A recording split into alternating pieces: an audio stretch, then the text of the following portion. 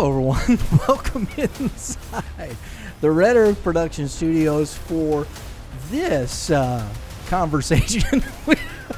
We talk about random stuff just before we start. Every time. It gets the flow of the show going, right? That way we know that we're going to have a good show if we're out here chuckling. Red Earth Production Studios. This edition of YBMcast, powered by Game 7 Baseball, Game7Baseball.com. And fall ball happening. We're going to get into some of this, right? Yeah. Talk about some stuff. Love these conversations. We're into our off season. We got some good stuff coming up this week. Thursday, make sure you tune in. We got Kevin Mulder coming on. He's coming off the Columbia Showcase talk, and we're going to talk about the 2026 kids. There was they just put out the 2026 rankings on PBR. I'm looking at the list of 2026 players that were at Columbia. 53 of the kids that were at Columbia are not currently on that rank sheet. So there's a lot of kids that showed up. I thought it was awesome that we're going to see, that we're going to get to know. They did have some, they had a lot, they had, I think it was, so that's 8 kids that were there that were currently ranked. And and Kevin will tell you this, don't get caught up in the rankings. These are just opportunity. This is what they do to help these kids. Measurables, because measurables are very big in recruiting right now. Yep. It's just the way it is. But don't read too much, and especially as, 2026, these are sophomores. Right. Or freshmen, right? Well, they should be sophomores now, right? Yeah, 24 is graduating class this year, right? Correct. 25, 20 sophomores. Yeah, sophomores. Yep. So, because I know a couple of those kids are on there. Yeah, I have seen a few times, especially Nolan Sism. So and we'll talk about that. We'll have Coach P on, Coach Perkins from Francis Howell with us, and then we've got Coach Scott McGee coming on the show. We got we're going to get Coach Ryan Stiegel from over in Liberty North. We got some cool stuff I've been talking about. We're getting ambitious. Talked with Coach Scott McGee. We're looking at trying to get a Willard matchup down in Southwest, live stream of a ball game down in the Southwest there. All right. Coach Scott McGee's like, yeah, man, let's do this. So we're going big or going home. Liberty North as in Kansas City, right? Yeah, baby. So they're going to travel down to Willard to play? No. Oh, and then we'll go different. Something up there. Oh, okay, I'd love to get a Liberty North Liberty matchup. Wouldn't that be something? Yeah, because I would like or even Staley, Rockbridge. See what we can do Blue up Springs. there. Blue Springs South. Lee Summit. I think it's Lee Summit West. That is pretty solid, right? So there's so many teams over there. I mean, we could go to the Ozarks. I tell you, we have down in Southwest. We obviously got games in our backyard. Holy smokes, there's a lot of good baseball right now in the state of Missouri. Don't sell it short. No, it's real, and that's why we want to get into some of these other areas, Mitch, because I think, and then hopefully maybe we can get over into Illinois. I'd love to get over and do another game with Edwardsville. Oh, yeah. Coach Funkhauser, he's got that program to back-to-back championships. Same with Liberty North. I think that they have been good for 20-something years over there at Edwardsville.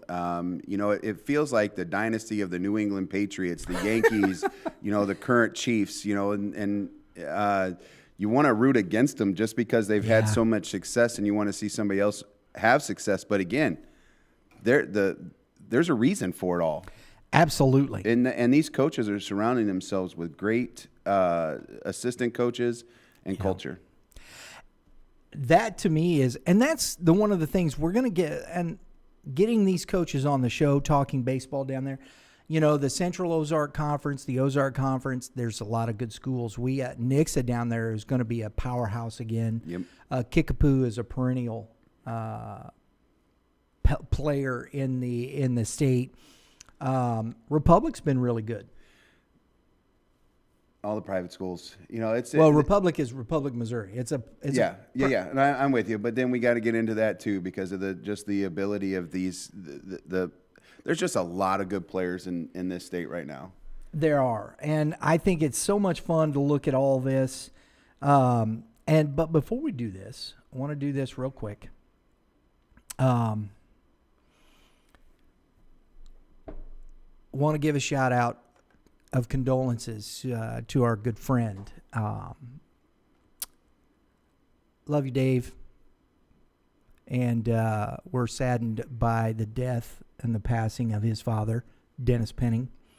And there's going to be a celebration of life at the Maryland Heights Community Center on Friday, September 22nd, starting at 5 o'clock. I'll get that address out. We'll put that up here in just a minute. But we want to recognize that and let everybody know if you've known Mr. Penning. You know, I'm going to tell this story. I'm going to tell it again then. But the first time I met that man, it was like I was talking to somebody I'd known for 20 years. He never met a stranger. You're like, this guy doesn't know me from Adam.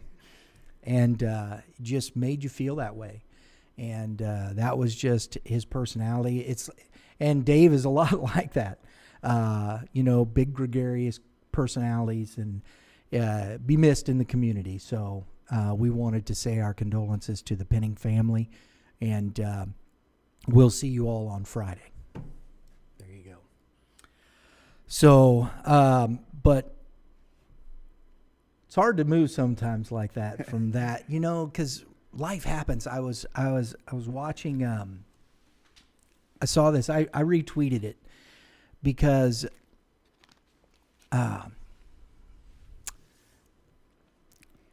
Demario. I think it's Robinson.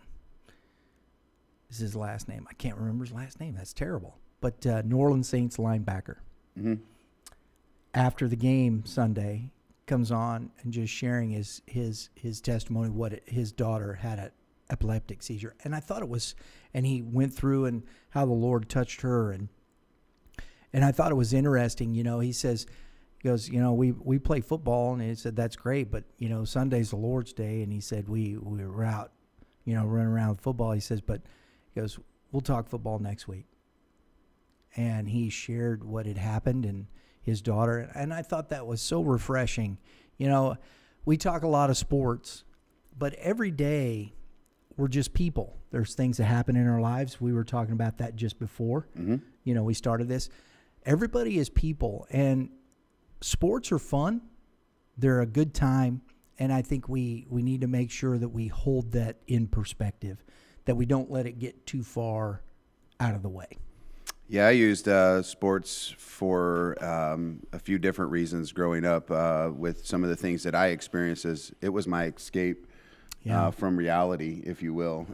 And that's why I feel like I owe so much to sports and young people is to give back those experiences I had because how I felt, how important I actually felt sports, you know. And so it's always interesting how sometimes I've actually cried a few times when I've seen a sports figure pass away. Sure. I've actually kind of cried a little bit, not like a sobbing cry, but that was somebody that I had influenced my desire to play sports. And so I had created some sort of connection there.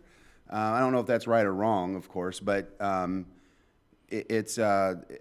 love sports. I desire sports, but I also understand that that's just a very small piece. It does give me happiness. It does give me sadness, but at the end of the day, it tweaks your emotions. Yeah, we'll put it for that sure. way. But I have a family, and Yes. that is way more important. I have friends that I care about their well-being way more than I do. This is why Sports. I don't hashtag some of these things and whatnot. People, baseball life or baseball is life or football is life, sports is life. No, that's not. It's a game. Those are games. Life is the relationships and who we are as people and what we were created to be. I'm a follower of Jesus. If you know me, you'll know I talk about it. And we say it here. I have no problem sharing these things. I think but it's understanding. This is fun. This is just fun. It's talking about the game, But what is important is the relationships. We always talk about life lessons within baseball, but we tend to let go of those a little bit more than we should. And if we're teaching these lessons about who we should be, stop throwing bats, stop throwing helmets. Your son is not at 11 years old being committed to LSU. Stop it. Build the relationships, have some fun, enjoy the moment with the people around you, and let the relationships be the fun part of it, and enjoy the game, and let the players enjoy the game as they learn and as we grow and as we talk about building relationships. That's the part of it that, even in my own business with Red Earth Productions, we talk about that. We talk about building business through relationships, not transactions. There's so much transactional, everything's based on a transaction. What can you do for me? Rather than the relationship being given back and forth. And I think if we can develop more of that in the game, develop the relational construct within the teams. You deal with it all the time. What can you give me, Coach? I'm paying you this. What are you giving me? Well, I understand there are the transactional part of it, but hey, let's talk about who we are as people and see if this works together and we fit. And I think those are real things. I wanted just to debate there when you're saying this. I can't disagree. There's no way. I'm on that side of it, like you said, the transactional side of things, because I run a club, I run a facility, and I'm thinking about what you're saying. And everything I experienced as a kid, most of it goes back to the relationships in the dugout. Absolutely. The experiences I remember, I know that we had won some games because of the emotions in the dugout.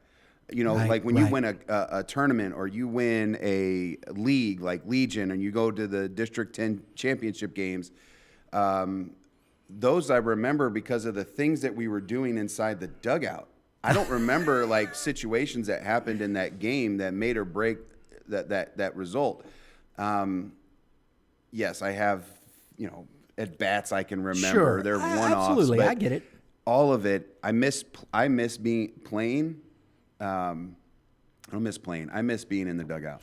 And you hear that from a lot of people. I miss the camaraderie. Yeah, the manliness, the stupid stuff that happens. The guy that's 40 years old that has a jock strap that's 30 years old that has holes all in it, Like we're making fun of the guy that doesn't, take his stuff out of his bag. His catcher's gear stinks, and oh yeah, you have that. Always that one guy's like, dude, wash your socks, man. That's ridiculous.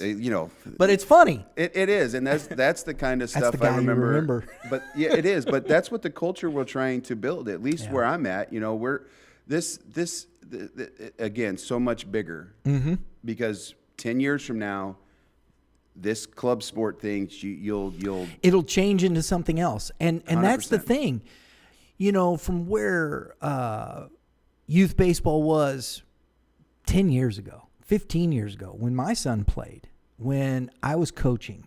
I mean, it's completely different. And the game, those things will always ebb and flow. But what has to stay the same is the relational construct and what we're teaching and what we're doing. If we lose that, then it's just, what are we pushing towards?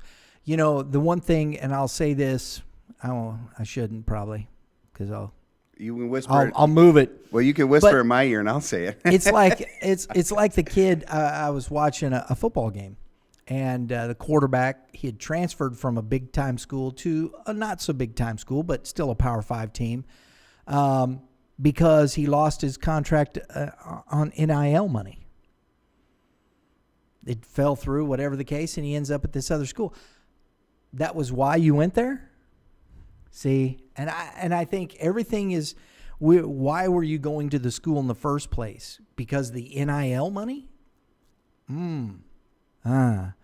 Transactional instead of relational. Why are you going there? I think one of the best questions that Kevin Mulder talks about when he talks to these kids, and that's why I love having Kevin. He works for PBR. These things are, I have no problem with these things because it's still about the people and what you're setting in motion here. He always says to these kids, would you go to that school if you weren't playing baseball?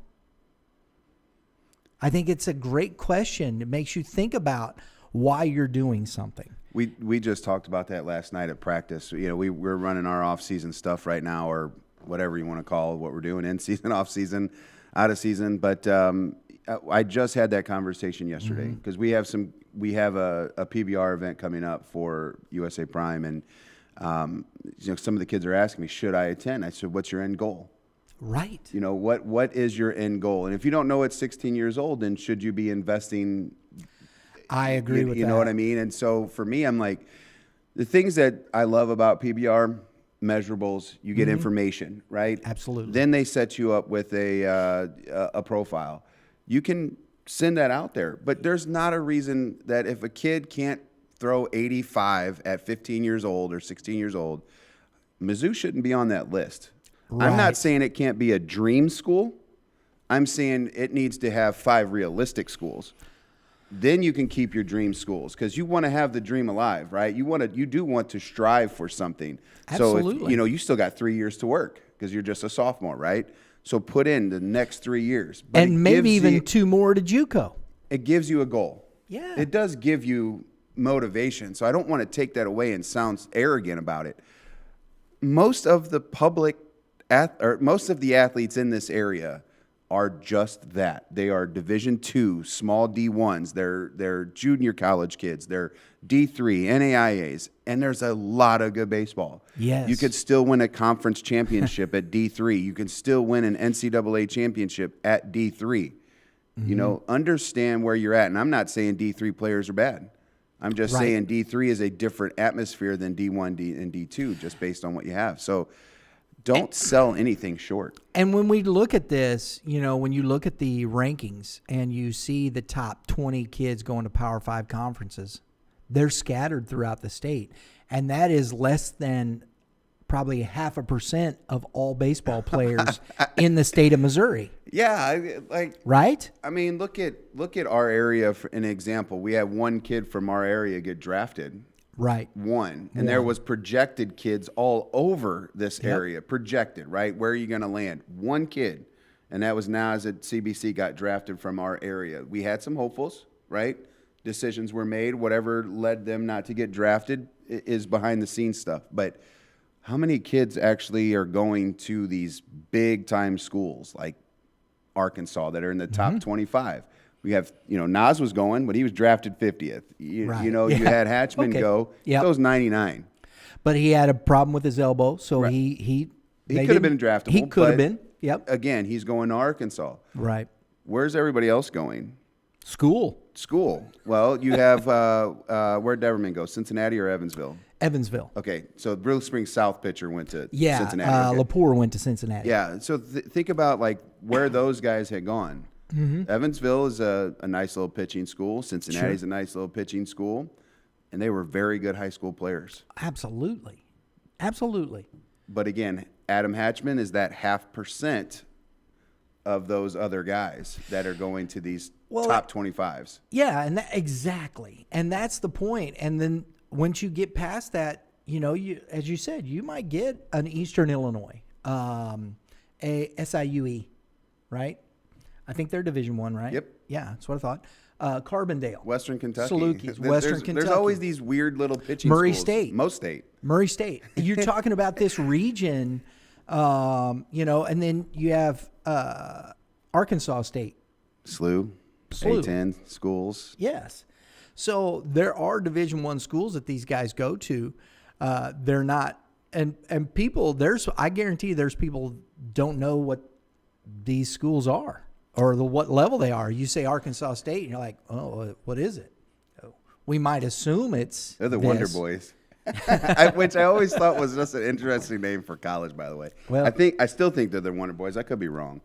I don't know. I thought it was like Wolves or something like that. Is it? Yeah, that's what the internet's for. Comment below. Tell me where Arkansas Comment State. below. That's it. We need more comments. You guys got to put comments in. Tell us if we're wrong. Well, it gives us opportunities too to build content. Exactly. And I would love to have more people comment about what we just talked about. What do you see? Oh, they are the Red Wolves. The Red Wolves. Ta-da.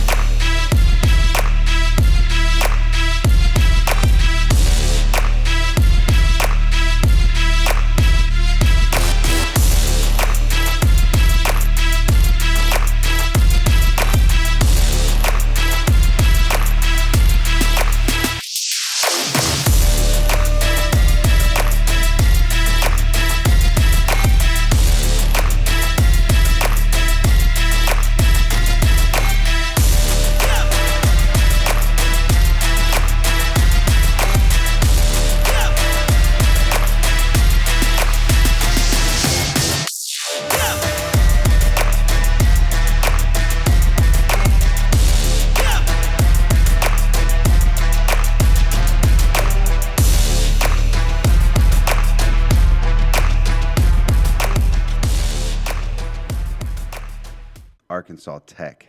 My bad. Arkansas Tech is the Yes. Wonder Boys? Yes. That's cool.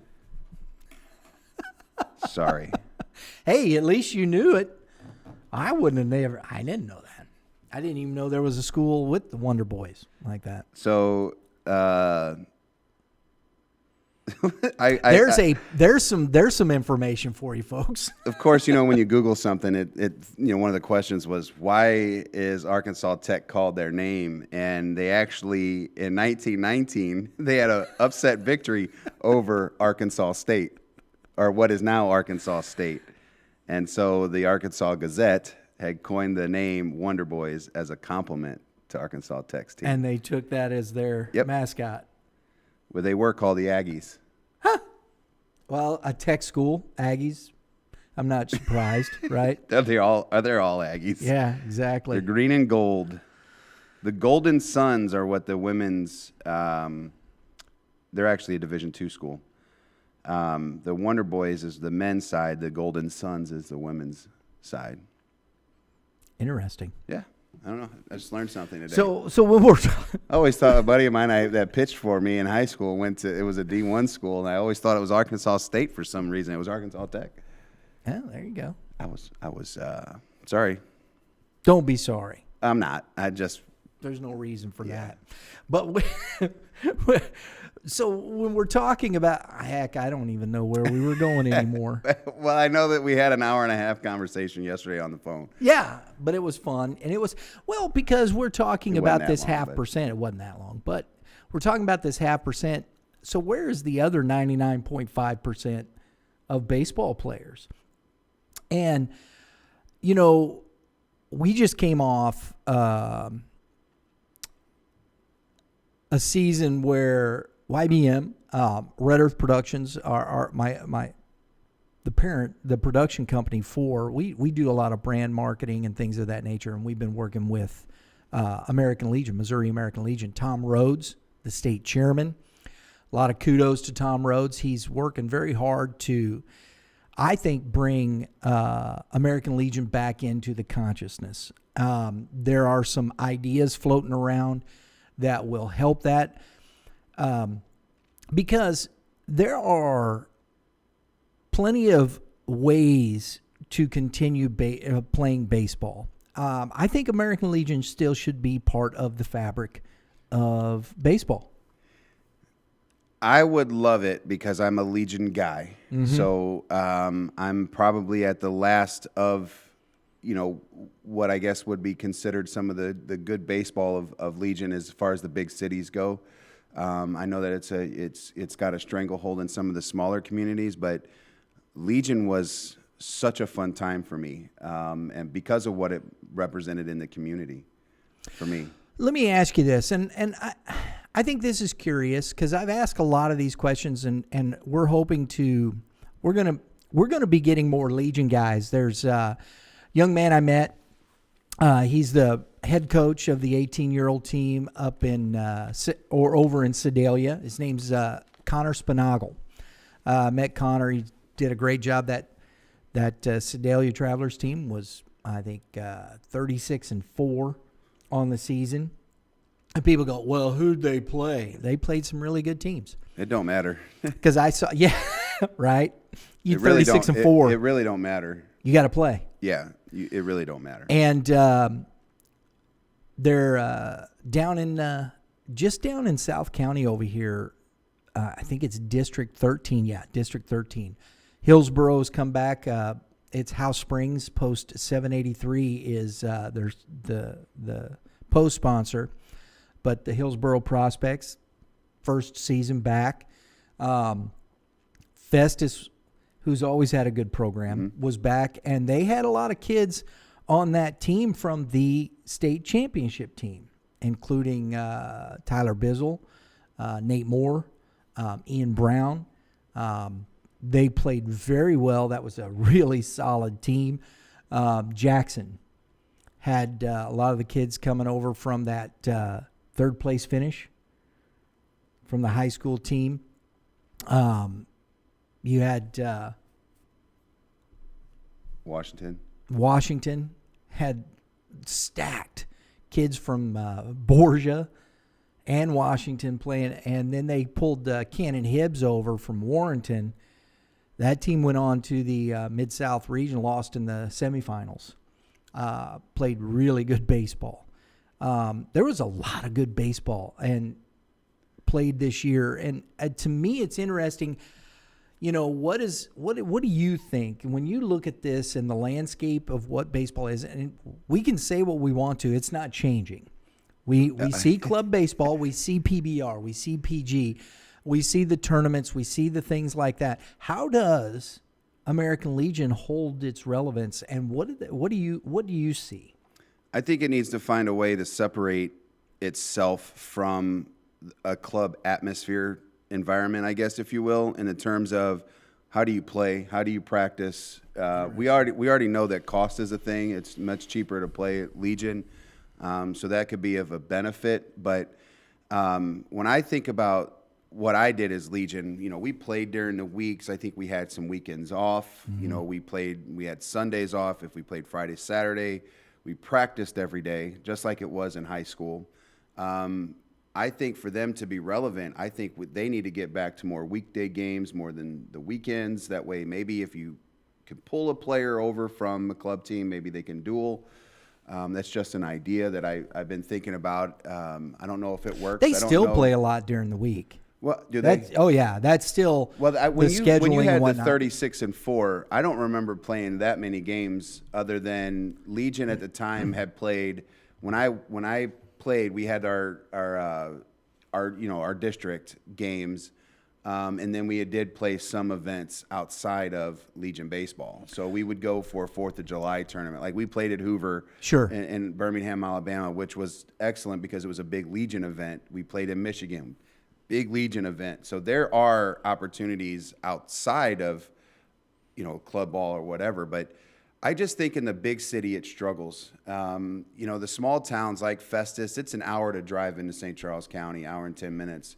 You know, and I know St. Charles County has maybe more teams than St. Louis County. At least that's how I feel because South County, you got some pretty good clubs down there. I'm not saying that. I just feel like there's so many teams in St. Charles County where there's more, like in South County or kind of West County-ish. It seems like there's maybe 4 big clubs but where even we have at a lot of that, handball here. Even at that, you know, St. Charles still has their American Legion. St. Peter still has Rick Reno over there, Russ Clicker at St. Charles. And I don't want to take away from Winsville had a AA team this year, junior team. I think they have 3 teams this year. Ellsbury up there. They've always been a pretty good program. Ellsbury's always had a pretty good program. And then but from there, I think Warren. I don't know if Warrenton did or not. Warrenton would have gone to Washington. I don't think they had one. No. Oh, so he gets to choose to go over there because I don't think they had a team, a senior team this year in Warrenton. I gotcha. So I know that there's rules that allows kids to move. Right. I also think that some of the issues with maybe attraction to Legion is, you know, you draw from certain high schools. And so Right. in Legion ball. Right. And so, at 338, which is Thoman Booth, that's who I played for. We had like McClure, I think McClure North, Normandy, Rittner High School. I think Aquinas was a private school over there. I think we had like 6 schools to draw from. Because it was it's all based on enrollment. And I think there's a small max, demographic yeah. or something that you have where Florissant, this side of Florissant would go Right. to Owen McGuire, or one side of 213, which was Maryland Heights. They would draw Pattonville and some Parkway schools, and then like Parkway North would go to its own thing, and Creve Coeur or whatever it was. And it had, the kids wanted to play together. I don't think you have that anymore today. And you think about like growing up, nobody from, and I'm going to use Timberland for an example because I'm in the Timberland school district. I can't get a group of kids from Timberland as 7th graders to want to play together. 3 kids want to go to the Gators. 3 kids want to go to the Tigers. 3 kids want to go to the Tribe, or what used to be the Tribe, Prime. 3 kids want to go to somewhere else. There's none of that desire anymore to compete together and build the high school, because I think so many people crap on high school sports. Well, the one thing, I'm going to go back to your original starting point with Legion Baseball. The one thing that I think you're not going to escape in the current construct of the way baseball is set up today, you're not going to get away from the club thought process. And I think Legion has to come to that conclusion. That doesn't mean you have to play differently or change your schedule or things of that nature. But one thing the clubs have done is create an environment for development. Whether you think they are doing it right, wrong, and different, that's not the point. That's true. It is the fact that what they've created is an opportunity of development that says, we'll help you achieve your goals. Where do you want to go? And then it's a matter of what fit, is it happening, and all that, blah, blah, blah. And I think this is where American Legion, when it was the powerhouse, it was helping these kids develop. This is where the scouts were coming. Well, that stopped. The prospect team started. And that slowly took away from the Legion. These kids started playing on these prospects teams. They're going and playing in front of these. And they have these big tournaments where these coaches, these scouts, can all come to one place and go, oh, wow, this is much easier than having to travel 45 different places to see this kid to that kid to that kid, whereas they're all coming into one place. And I think, well, that works pretty good. And this is what you're seeing today. So the landscape even of recruiting has changed. And especially after COVID, now you've got the video and you've got these things. So the one thing I don't think American Legion did is adapt to the changing culture within recruiting and things of that nature. And they got left behind because of it. I want to add to that a little bit, because I was in that time frame where St. Louis Amateur Baseball, Slava, mimicked Legion a little bit in picking from schools. Right. Your Hazelwood schools was at American National with Jim Medlock, and then you had Florissant Travelers. You had all these very similar things, but they drew, again, from schools. And Slava started to rival Legion because Slava would play a little bit more. They would put themselves out there. They were able to market themselves to get in a little bit different events than Legion would. So it did really start to rival Legion. The prospects came into town, which, when we talk about that originally, those were the dudes. I mean, these are dudes of dudes. And I loved what the initial message of that was, because, you always had 2 kids at Post 338 that were just lights out. You always had a couple kids in Kirkwood, a couple kids over, wherever, Manchester. Those kids all of a sudden decided to join forces and go play some events, and they were elite. Yes.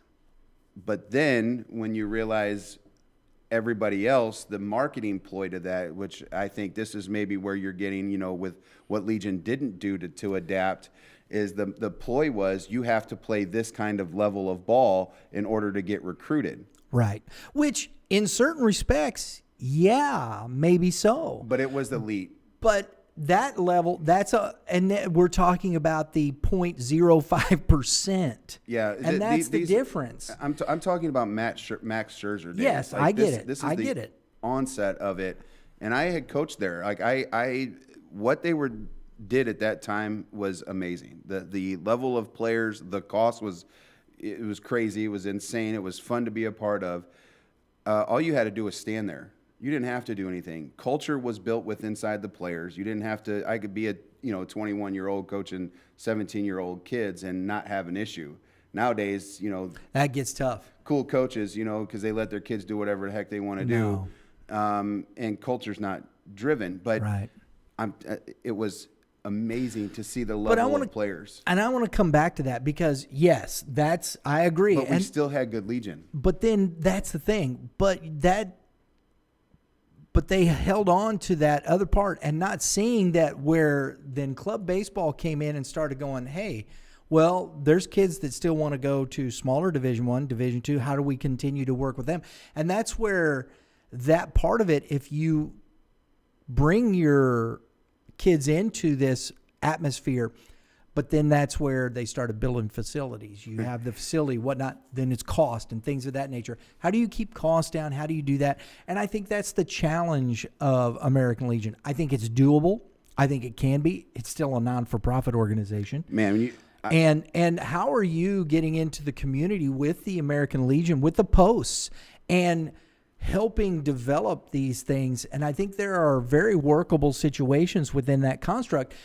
And not to mention, I think there's opportunity to take those still elite kids from Legion and go and put them on display for those larger situations. Yeah, that could absolutely happen because you do have freedom. Yes. You do have those choices to make. Because I know that for an event this past year at the 15U age group, my group had went and played in the Game 7. Washington had put on a Washington Post 218. Yep, Kent Getsy. Yeah, had put on a tournament, and Game 7 kind of was the director for it. Put it together. It was only 6 teams, I think. Right. It was a really good team, and then the rest of us were kind of okay. But at the end of the day, what I went there, I felt community, and that's what I felt. Going back to what you're just talking about. Legion was always that. We had fish fries on Fridays that we would attend. We would do fundraisers there. I can remember making pizzas, and that's what we were selling. We would sell, whatever number of pizzas. We would go into the Legion Hall, make a bunch of pizzas, and then we would deliver those pizzas. And I mean, as a 15-year-old kid, did I want to do that? Probably not. But my parents were like, yes, you are, because it costs $200 to go play, 30 games in a summer. And so then there was a reward for, doing what we did. We got to be responsible, if you will. But again, the joys I had of the Legion experience. Yes, we won. Yes, we had great teams. I remember the community side of things. I remember going up to 338, playing on the playground, swimming in the swimming pool, fundraising, fish fries, fights, like you name it. I remember everything about that. I remember very little about the gameplay for some reason. I just remember how much fun I had in Legion. And I look at Washington as an example just because, we played there this year. They had so much fun there that day. Their teams, some of their teams were, because we played some of their low-level groups, not great. Competed hard. Coach was coaching. Fans were loving it. Huge grandstands out there. It is Rosnick a beautiful park. And then I go out. I drive by Ellsbury because I like to hunt all the time. You look at Ellsbury's Legion Field. Oh my Lord, it is a fantastic field. Yeah. And I'm thinking about all these fields. I'm like, man, Legion's really got it going on. Like, because they got some nice those fields. Programs are still viable. But in Wentzville, we don't have a park like that for them. So what is the desire? And this is where I think I think they tore that field down for Wentzville Legion. I think it was interesting what you said. Are the kids really connected to the posts anymore? No, there's none of that. I don't think there's and that could be another reason why. Is there is no reason to go play for 213 or whatever Wentzville is. I think it's 213. Wentzville's 253, I believe. 253? Yeah. I don't remember. Maybe it's 323. I'd have to look. 213 is Pattonville. No, that's Maryland Heights. Sorry. Correct. But correct. Again, it's the relationships that we had in high school. We wanted to play together with the best players from McClure. they were rivals during high school season. Yeah. You know, but then they became, your friendlies. 3-2-3. 3-2-3. And so I don't know if there's the desire to play with the same teammates that you grow up with in the neighborhood or at school. I really felt that was a big thing, is we wanted to play together. We wanted to beat 2-1-3. The one thing that I've taken away from this first year, I worked with Joel Anderson, STL Sports Productions. He did the video live streaming for the Missouri AAA Legion State Championship game or tournament. 6 teams. Washington Post 2A team was there.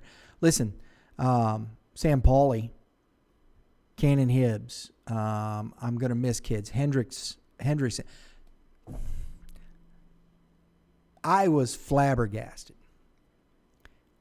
I believe it's Hendricks or Hendrickson. He was the Borgia catcher for that championship team, or that team that went to the state.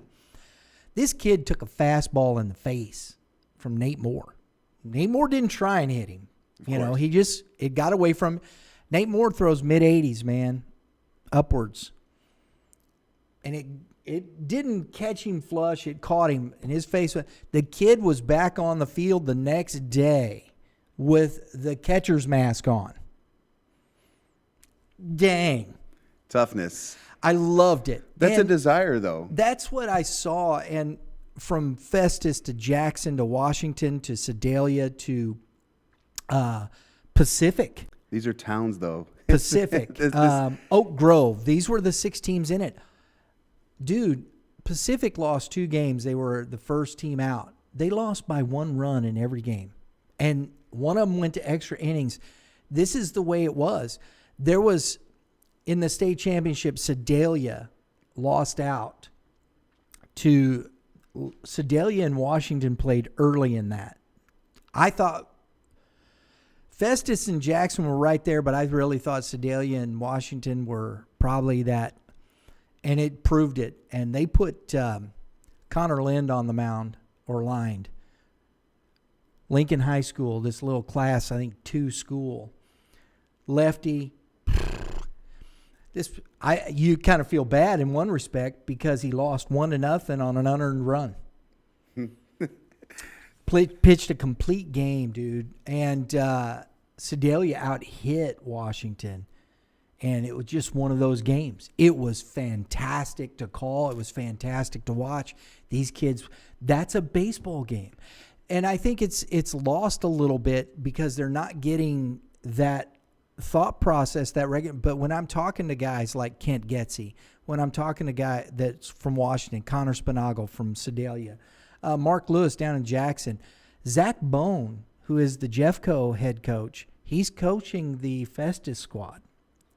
And these guys are developing the programs. They're developing that thought process. It is coming more like, as a club, what can we do to help you develop, get better, those types of things. So I think they are working towards that. I think it's just a matter of recognizing, and there was a young man from Knob Noster High School. He's going to be a senior this year, Josh Hagel. Undersized. He's an undersized kid. He's probably 5'8", maybe 5'9", somewhere in there, maybe 5. But he's undersized a little bit. But is probably one of the best shortstops I've seen defensively in a long while. He does have a strong arm, probably not elite, but it's definitely above average. He gets to everything and has footwork and hands that just are spectacular. And this young man is probably a Division II baseball player because of his size and where he's at. Could he develop? Could he keep working? Yes. But that's the thought process. He's coming from Knob Noster, which is a Class 4 school. I would never have seen this kid if it weren't for Legion Baseball. But he was fantastic at shortstop for Sedalia. I feel like I know who you're talking about because we were in the Show Me State games and Knob Noster had a team that was represented, and there was a kid. The name sounds familiar just because of looking at Game Changer. And then I remember watching a specific young man out there, and I was like, man, his kid's tools are different. He is. So I didn't see him on that aspect, but I seen him, playing with the Knob Noster kids. But when we have these conversations, and then, like when we were having this conversation yesterday, why are the small towns able to keep Legion in there, but St. Peter's can't keep some of their best players from Fort Zumwalt East and South? Why can't they keep them there? Or Lutheran that's over there, why can't they keep them in-house? What are they? Do they have old heads still in there that aren't looking to go to the high school and say, what can I do to get these kids over? I don't know. I Because honestly, I feel like it's easy for Festus to pull those kids I'm in. not going to speculate to that, because I know Rick Reno, who runs the St. Peter's. I like Rick. Oh, I'm not saying he's a bad guy. No. I'm not saying that, but I know what he's done. I've been privy to that.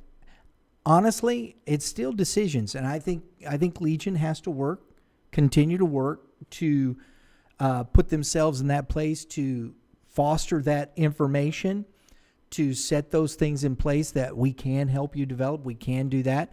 And hey, ultimately though, parents make decisions, what they want to do, the player and the things like that. So, I think American Legion still has to prove themselves within the landscape of where we're at. I do.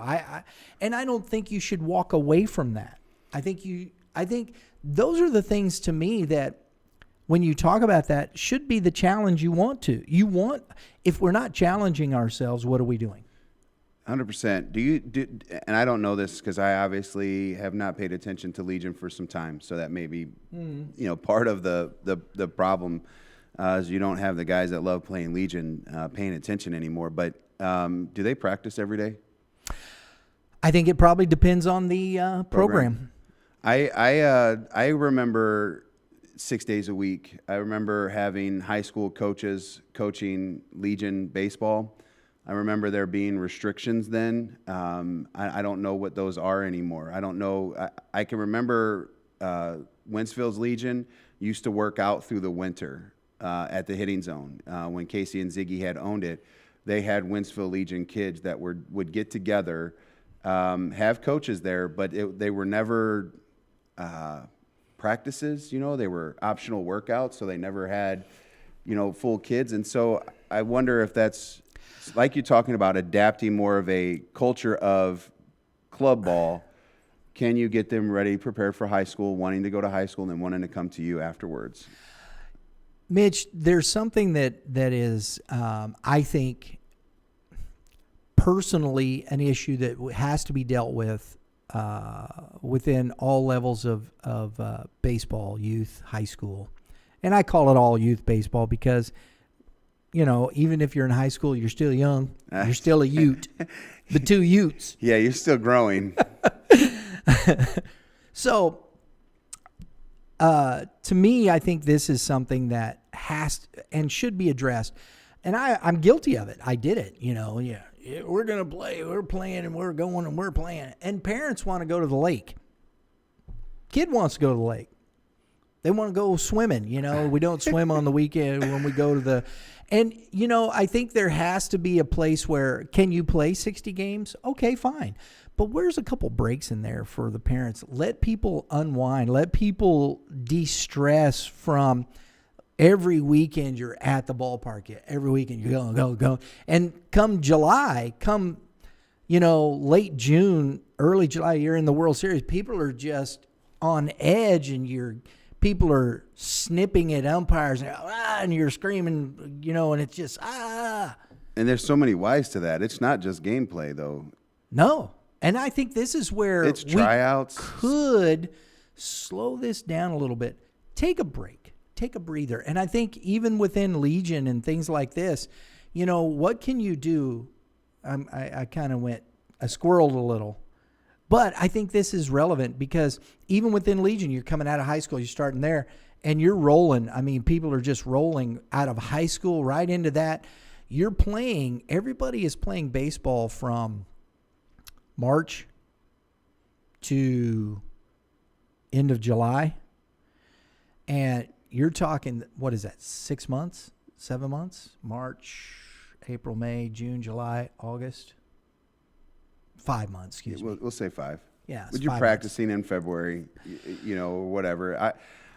They have a break. They have an all-star break in Major League Baseball in 162, which is what, 8 months or 6 months, 7 months, whatever the season is. Take a break in there. They get paid a lot of money, though. And they can play 162 games. And they still take a break. That's what I'm saying. They get days off. These guys are getting days off.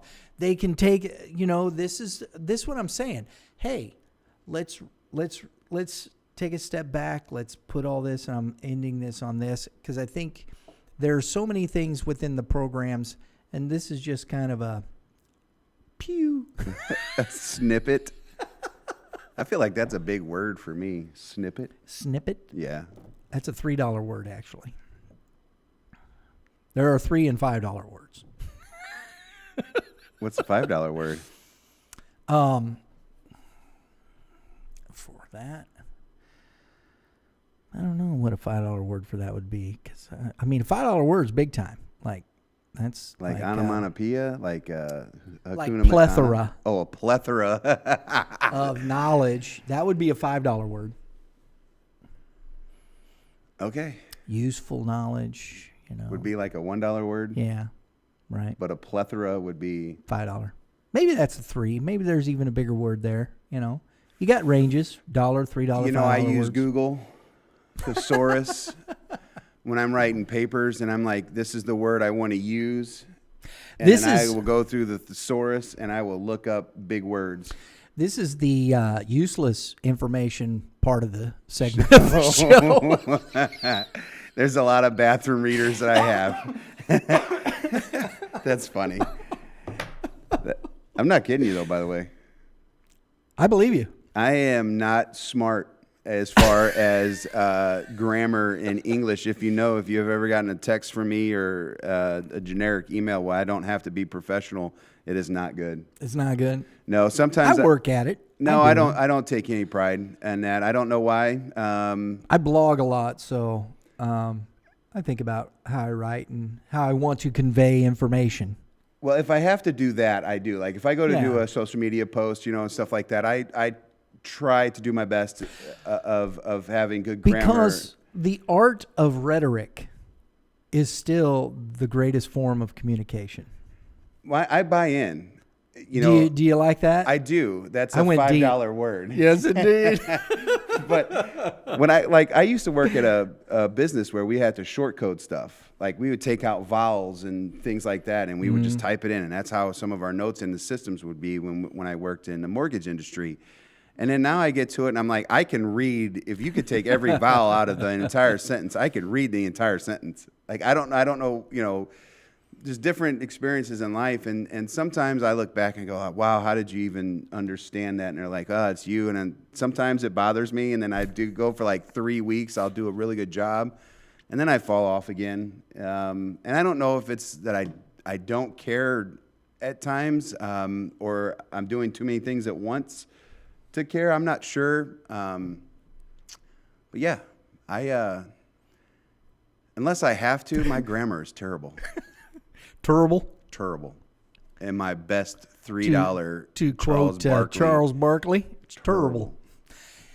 Jeez. Guys, to finish this off, American League, I still think that they've got, and I think they're working on it. I think there's some coaches and people that we've talked about, and we're gonna bring those guys onto the show, and we're gonna have more conversations like this. I think it's gonna be a lot of fun. Looking forward to that, and talk about American Legion Baseball on that level with guys that are involved in it, what's going on, what's happening, because I think it's a great conversation. Yeah, I'll be interested in hearing these and continuing these, because I want to know if it's going to mimic some of the things that Slava has done to try to remain relevant for its leagues. Yeah. So, yeah. Well, even there was some American Legion baseball teams playing in Slava this year. That's what you said on the phone yesterday. Yeah. And so kind of what I was getting at was Slava has taken on some club teams. Yes, and I think that's interesting. So there is a thought process to, we want to do something for these kids. These kids are playing with. What are we doing? How are we moving them forward? And I think it's I think the thought process is there, and I think the leadership in American Legion Baseball, Missouri with Tom Rhodes, the commissioners like Jim Morgan out there, Mark Lewis down, Russ Clicker. These are just a couple names, and I'm sure I'm missing some that are working to bring the thought process in and talk about these things, and working to make American Legion part of the continue to be part of the fabric of baseball in the state, and I think that's a good thing. Can I throw one out there just because I had a random thought as we were talking? One of the things I remember about Legion the most was we talked about this earlier, about the old guys there, the veterans that volunteered time. I don't know that none of these people get paid on the Legion side of things. No. Okay? There's a lot of volunteers in it. And so I can remember a lot of the old guys wanting to sit around. I understand it's a family show. Drink beer, eat fish. Okay? So that's what the Legion Hall always had been. Marlboro Reds, Budweiser, and catfish. And hush puppies. Absolutely. That's what it always felt like, right? And so you go back to those good times. Now you have a younger generation. Do they want to volunteer time like that anymore to make their programs relevant? And that was just a random thought I had as you were talking through this. It's a valid question. Because there's not much volunteering anymore. And we're going to talk about that. Because I think that's a big part, and that's a question going on in Legion baseball right now. You're absolutely nail on the head right there. All right, it was or random. Head on the nail, whatever it is. I don't swing a hammer, so no, I don't either. I can swing a bat, but I ain't swinging a hammer. Don't put. Wait a minute. Nailed it. That's a $2.50 word. Nailed it. Literally this weekend, we're out building a duck blind, and we're in a weird position where, you can't really get any leverage, and I'm taller than some of the other guys. They're like, go ahead and take that sledgehammer and just smoke this pole trying to bury it in the ground. I'm seeing a hand there, and I'm seeing this post, and I'm like, I'll let you bust your own hand. I was like, I have good hand-eye, but I'm going to swing it, and if I miss, I'm either hitting my boat or I'm hitting you. You can break your own hand. I just thought that was funny just there, nailed it, or head on a nail, nail on a head. I don't know. Well, hammer away, and if you get it driven, then we're good either way. Mitch Thomas, folks, make sure you subscribe while you're here, because you get great information like that. I don't know if that's great or not. That's what this is all about, Mitch, right here. That's it. Trial and error. I love it. I didn't say failure. But that's good information. I'm not going to break your. If you want to break it, go ahead. Have you ever hit your thumb with a hammer? Oh, yeah. Yeah. Okay. It ain't fun. I don't want to be the guy that has and then you sledgehammer somebody's hand. Yeah, no, I ain't doing that. I can't have missed that's what 3 I'm saying. weeks of work. That's the kind of information you get around here. It's good stuff. I'm that work smarter, not harder kind of guy. Amen to that. So don't work too hard. Reach over. Hit that subscribe button if you haven't done it before. Hit that dinger next to it, because that's what we do around here, right? Yeah, we hit bells, make it ding. Ding, ding. Isn't that a bell on? It is. Okay. It was a dinger. We ding, had ding, dingers. ding, ding, ding, ding, ding. That will get you all your notifications for upcoming episodes of YBMcast, because you don't want to miss this exhilarating conversation. There's a $5 word. I don't know if exhilaration is a $5 word. Is it 3? I feel like that's an easy one. Okay. No, that's not $1. That's $3. Anywho, thanks for tuning in. Make sure you check us out on social media. Follow us everywhere. You can follow Mitch on social media. STLTHZ on Twitter, right? X. I think you're way off. I think it's _ the hitting zone. That's, I thought, was... you have 2 different ones then. Well, I'm going to tell you right now, I have no idea what my Twitter/X is. Well then, Instagram I know, and listen, I just type in something till you find it. As a 43-year-old person, I am still not hip to Instagram and Twitter, and I know that's where I need to be. But my market is the older folks, which is Facebook.